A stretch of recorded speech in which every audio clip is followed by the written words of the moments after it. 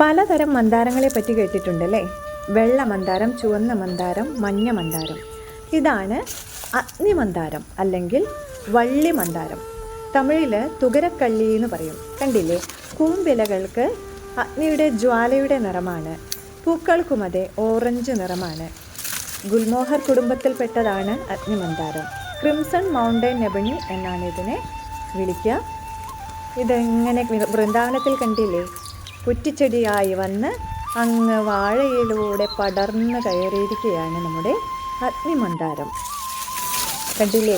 പടർന്ന് പോയിരിക്കുകയാണ്. പശ്ചിമഘട്ടത്തിലാണ് കൂടുതലായും ഇത് കണ്ടുവരുന്നത്. പ്രമേഹ രോഗങ്ങൾക്ക്, ത്വക്ക് രോഗങ്ങൾക്ക് ഒക്കെ സിദ്ധവൈദ്യത്തിൽ ഇതിൻ്റെ തൊലി ഉപയോഗിക്കുന്നതായിട്ട് പറഞ്ഞു കേട്ടിട്ടുണ്ട്. കണ്ടില്ലേ? എത്രമാത്രം ഉയരത്തിൽ പോകാമോ അത്രയും കയറിപ്പോയിരിക്കുകയാണ് നമ്മുടെ സ്കാർലറ്റ് ബൗഹിനിയ മരം. ചിത്രശലഭങ്ങൾക്ക് ഇഷ്ടപ്പെട്ട ചെടികളിൽ ഒന്നാണ് നമ്മുടെ അഗ്നിമന്ദാരം. ഇന്നിപ്പോൾ അധികം കാണാനില്ലാത്ത സസ്യങ്ങളിൽ അല്ലെങ്കിൽ അന്യം നിന്ന് പോകുന്ന സസ്യങ്ങളിൽപ്പെട്ട ഒന്നാണ് അഗ്നിമന്ദാരം. അധികം ആരും കണ്ടിട്ടില്ല എന്ന് തോന്നി. അതുകൊണ്ട് വിശദമായിട്ട് കാണിച്ചു തരാം എന്നങ്ങ് വിചാരിച്ചു. കണ്ടില്ലേ? വള്ളിയായി പടർന്ന് കയറിയിരിക്കുകയാണ്. അതിസുന്ദരമാണിതിൻ്റെ പൂക്കൾ.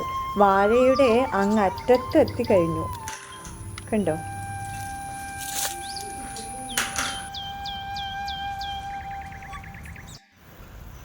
പേരയിൽ പടർന്നിരിക്കുന്ന ഈ വള്ളി മറ്റൊന്നിൻ്റേതാണ് കേട്ടോ. വള്ളിപ്പടർപ്പുകളുടെയും കുറ്റിച്ചെടികളുടെയും കലവറയാണ് വൃന്ദാവനം.